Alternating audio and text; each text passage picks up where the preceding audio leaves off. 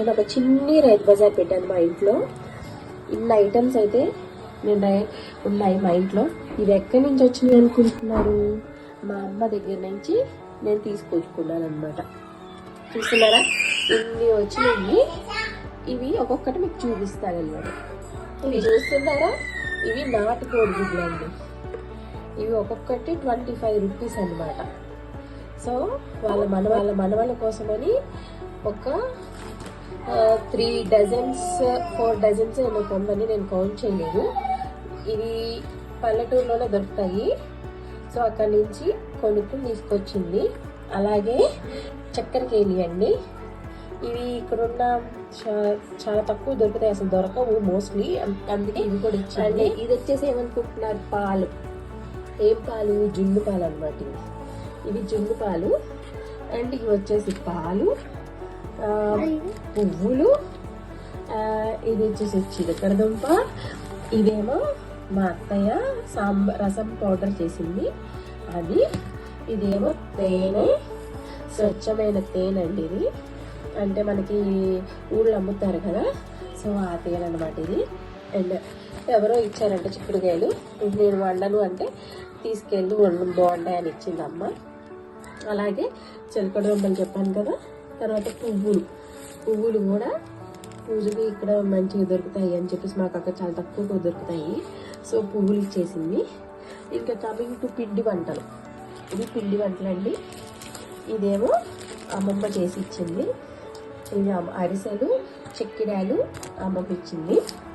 ఇంకా ఈ కారపూస, ఇది కింద హాట్ అది కూడా, ఇది కూడా మా అమ్మ ఇచ్చింది. ఇది వచ్చి మా అత్తయ్య ఇచ్చింది. మళ్ళీ ఇది మా అమ్మ కొనిందండి, మిఠాయి అన్నమాట. ఇది కొని ఇచ్చింది మిఠాయి. ఇక్కడికి వచ్చేసి నిమ్మకాయలు అనమాట. మా అమ్మ వాళ్ళ ఫ్రెండ్ వాళ్ళ ఇంట్లో నిమ్మకాయలు చెట్టు ఉంది.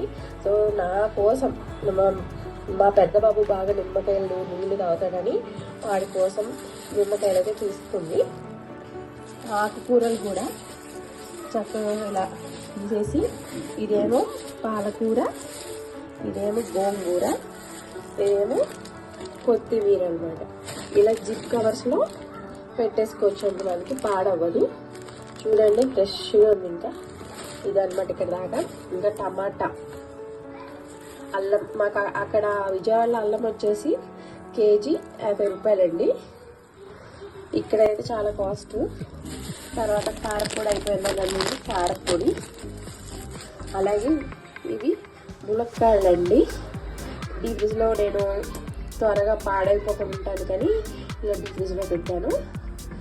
చాలా టేస్ట్ ఉన్నాయండి ఇవి. ఇది వచ్చేసి ఏమనుకుంటున్నారు, స్వీట్ కార్న్.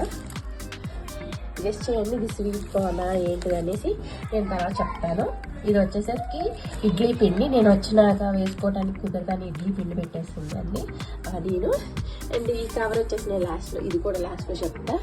అండ్ ఈ డబ్బా వచ్చేసి ఏంటో తెలుసా, నెయ్యి అండి.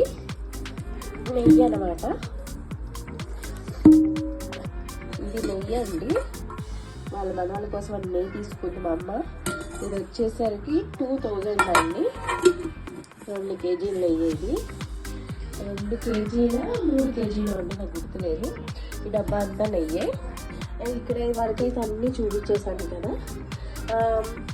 ఇది వచ్చేసరికి నాకు ఇష్టమని అక్కడ విజయాలు దొరుకుతుంటే తీసుకొచ్చిందండి. ఇప్పుడు నాకు తెలిసి చాలా తక్కువ దొరుకుతాయి. సో నాకు ఇష్టం అని చెప్పేసి తీసుకొచ్చింది. ఇవి ముంజులు. ఇది వచ్చేసరికి రొయ్యలండి, పచ్చి రొయ్యలు. ఇలా ఉప్పు కారం వేసేసి ఫ్రై చేసి తీసుకొచ్చింది. ఈ ఫ్రీజర్ని పెట్టాను. ఇంకా ఇవి వండాలి, వండుతాను.